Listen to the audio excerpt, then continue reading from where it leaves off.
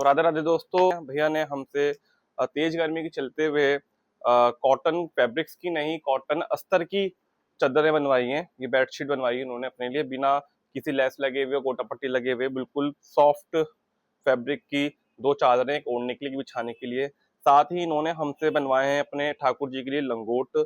इस टाइप से लंगोट आपने देखी होंगी, मैंने स्टोरी पर डाली थी। इस टाइप से 3 लंगोट, एक बिल्कुल सिंपल, एक थोड़ी हैवी और एक थोड़ी सी चारों तरफ इसमें लेस लगी हुई, इस टाइप की।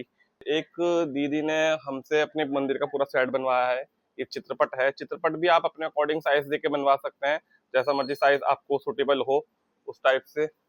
ये उनके 2 छोटे छोटे लड्डू गोपालों की पोशाक, ये लड्डू की पोशाक, ये जगन्नाथ जी के 3 लहंगे हैं, सुभद्रा माँ की चुन्नी है इसके अंदर।